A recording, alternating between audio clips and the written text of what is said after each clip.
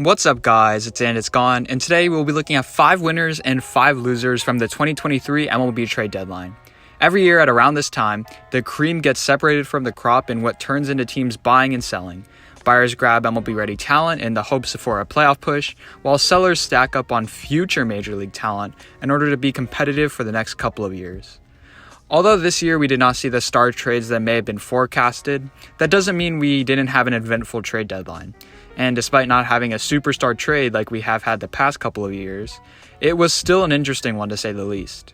The Mets' teardown included trading 2 of the best pitchers over the past decade, while the 2 LA teams in the Los Angeles Dodgers and Angels were aggressive in pushing for a potential World Series win. Unlike the past couple of years, this deadline could be characterized as a seller's market. Specifically in the National League, only 5 out of the 15 teams could truly be said to be out of the playoff picture. This skyrockets the price of Major League players, and some teams took advantage of it while some didn't. And now, we won't know who truly is the winner of this trade deadline until at least the playoffs and maybe even a decade later when the prospects develop. So these are simply the initial reactions to these trades based on what we know now. But before we get onto the video, could you guys please hit the like and subscribe button?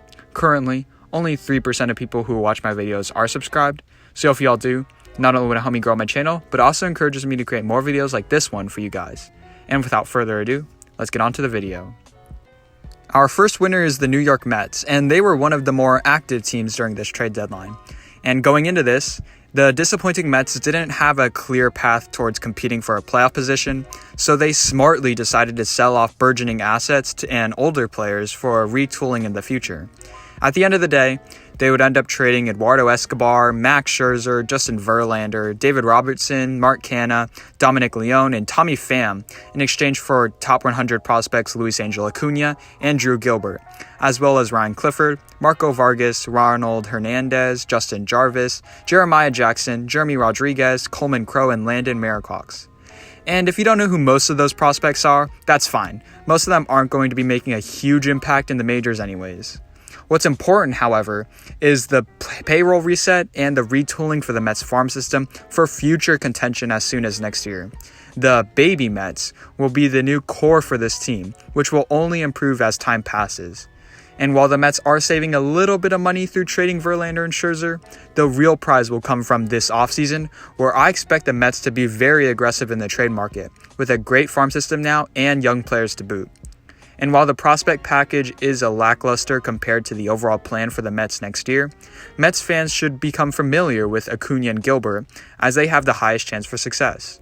Luis Angel Acuna, the younger brother of Ronald Acuna Jr., was originally considered a glove for a shortstop, but has raked this year, specifically in AA, posting an .830 OPS, skyrocketing his prospect stock. And Drew Gilbert is a former first-round pick with huge upside as a middle-of-the-lineup corner outfield bat. Let's stay with that Mets connection and go to one of the buyers from the Mets, in the Houston Astros, who facilitated one of, if not the biggest move of the trade deadline by acquiring Justin Verlander from the Mets in exchange for outfielders Drew Gilbert and Ryan Clifford. Not only is Verlander a known quantity for the Astros, as who already knows the mantra and should quickly get acclimated by the club, but he is also under team control for next year, and the Mets are eating a majority of his salary. Simply put, the Astros rotation has been subpar, as Christian Javier and Hunter Brown have both taken small steps back from where they were projected from before. Furthermore, the back end of the rotation has been held down by JP France and Brian Balak, who have been holding it down for now, but thanks to advanced metrics, it has shown that they have been getting pretty lucky with their results, and a couple bad starts could all blow it all away. Adding Verlander simply adds necessary stability for a great Astros team on paper and allows them to keep pace in what has turned into an arms race between the Rangers and the Astros.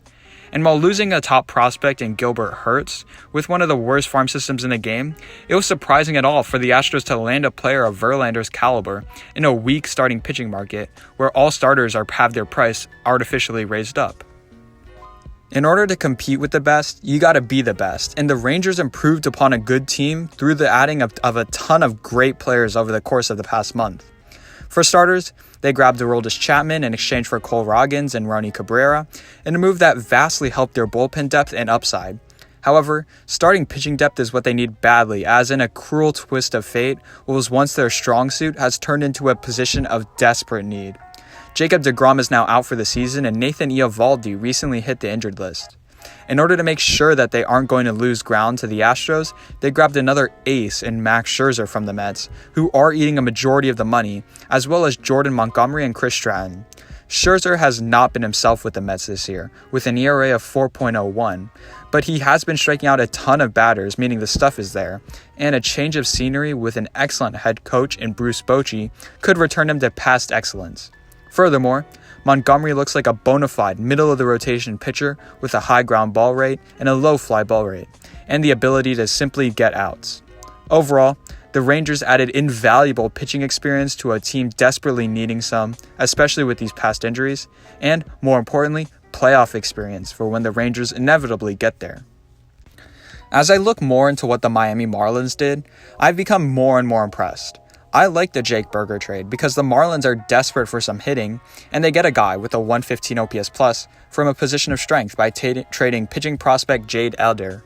Furthermore, they are able to convert Garrett Cooper into Josh Bell in a small upgrade and ended up getting a lefty reliever in Ryan Weathers in the process. Although Khalil Watson was a former first-round pick as a toolsy shortstop and departed in the deal, he has struggled in his time with the Marlins organization, and under their current coaching style and staff, I do not think that he could have really thrived there.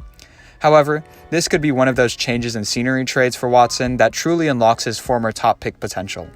However, at the end of the day, the Marlins already have a young elite starting pitching core to be competitive towards the very end. And with these trades combined with the returning Jazz Chisholm, the Marlins look to stay in the wildcard race and then make the playoffs for the first time since 2020.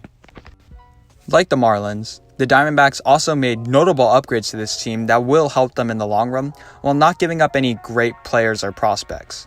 They started out by trading outfielder Dominic Canzone, third baseman Josh Rojas, and shortstop Ryan Bliss for one of the best closers on the market in Paul Sewald. And watching the Diamondbacks play over this season, it has become apparent that they need a closer badly. They currently rank 28th in the league in ERA in the 9th inning, while ranking top 10 in the league in ERA in the 8th inning, meaning that they really need a closer specifically. They are also top 10 in the league with 19 blown saves this season. The Diamondbacks have tried all of their relievers as their closer to no available success, so grabbing one of the top players on the market while not trading any top 100 prospects will prove to be a success. Furthermore, they are also able to get Tommy Pham as well, one of the best rental outfielders in the trade deadline, for a lottery ticket prospect in Jeremy Rodriguez. In trades for major league outfielders of Pham's caliber for a 17-year-old player in the Dominican Summer League, you do that trade 10 times out of 10. So, overall, the Diamondbacks made pretty small to major moves to upgrade their roster that, looking at the market, makes huge sense. The only thing I wish they would have done, though, would be to grab a starter, but in this market, that proved almost impossible unless you're willing to trade your entire farm. Some honorable mentions who just fell short of the cut are the Los Angeles Dodgers and their bolstering of the pitching rotation through grabbing Lance Lynn and Joe Kelly, as well as the Orioles and their addition of starting pitching as well, and Jack Flaherty. The Atlanta Braves for their acquisitions of some more bullpen help in exchange for basically nothing, and the Chicago White Sox for their excellent returns in the Giolito and Lance Lynn trades. Unfortunately, we now move on to the losers, and the first one is the Detroit Tigers, who came into the trade deadline having two of the most coveted starting pitching chips in Eduardo Rodriguez and Michael Lorenzen in a weak market, making them very desirable pieces. Although I don't know what the package from the Dodgers was, if that trade went through, they probably would have been one of the winners of this trade line. I really like the trade from the Phillies, and I believe a player of Hao-Yu Lee's caliber is worth trading a rental like Lorenzen, especially when the Tigers are not contending. However, after the Mets made their moves and Giolito and Lynn are off the board, Eduardo Rodriguez is now the best starting pitcher on the market, with supposedly having a line of teams asking about his services. I get that he had declined a trade from the Dodgers, but teams like the Phillies, Diamondbacks, Reds, and Orioles should all be in the running for Rodriguez, and the Tigers could have gotten a king's ransom from his services, but now are stuck with Rodriguez on a non-contending team. Although controversial, I have the Angels here as losers. As some of you may know, I was a huge fan of trading Ohtani for a boatload of prospects and rebuilding the team around a pretty good young pitching staff and the young players Logan O'Hoppe and Zach Neto, as well as Mike Trout, of course. However, the Angels decided not to trade Ohtani, but rather to go all in on this year. They traded much of their farm system to grab CJ Cron, Randall Grichuk, Lucas Giolito, Reynaldo Lopez, and Dominic Leone in exchange for a bunch of prospects. And in the Angels' desperation to get Ohtani into this postseason and prove to him that they are a contender, they mortgaged their future into this year and are screwed following it if Ohtani decides to leave, which could happen anyway, even if they sneak into the playoffs. So the question then becomes, have the Angels done enough to crack into the playoff picture and then do damage once they're in there? In my mind, no. They have gone significantly better though. With the expanded playoffs, there are 6 postseason slots. One of them is taken up by the AL Central, leaving 5 left. Playoff locks for me include the Rays and the Orioles, with one of them grabbing the division, while the Rangers and Astros are also heavily favored to make the playoffs as well. That leaves just one playoff spot left in the American League that the Angels can get. They have to compete with the Yankees, Blue Jays, Red Sox, and Mariners, all for that one final slot, putting all their eggs into one tiny basket. Luckily for them, the Yankees and the Red Sox did next to nothing this trade deadline, and along with the Reds, represent the final 3 losers from this 2023 trade deadline, all with a similar theme of staying put. The Yankees and Reds specifically needed to add this trade deadline for any hope of competing. The Yankees currently sit at last place in the division, but with Aaron Judge coming back, we all know what damage this team could do when surrounded with the right pieces. However, the Yankees did squat, only adding for Kenyon Middleton while letting their AL East rivals in the Orioles and Rays climb up even further ahead of them as they bolstered their team through grabbing Aaron Savali and Jack Flaherty respectively. The Reds, meanwhile, needed some pitching depth badly as they're ranked in the bottom 10 in the starting pitching ERA. I would have loved to see a blockbuster trade involving Eduardo Rodriguez or even a Dylan Cease trade. From a team with a top 3 farm system, it could have worked, but at this point, anything would have sufficed, but they did nothing. Thank you guys so much for watching. Remember, if you enjoyed, please like, share, and subscribe, and comment down below new video ideas. This video took about 3 hours immediately starting the trade from the trade deadline, so pardon me if there's any misconceptions of players or teams. Their errors are bound to happen when you're working this fast. But if you have any other ideas, maybe like a trade deadline grades, let me know in the comments down below. And without further ado, I will see you guys in the next one.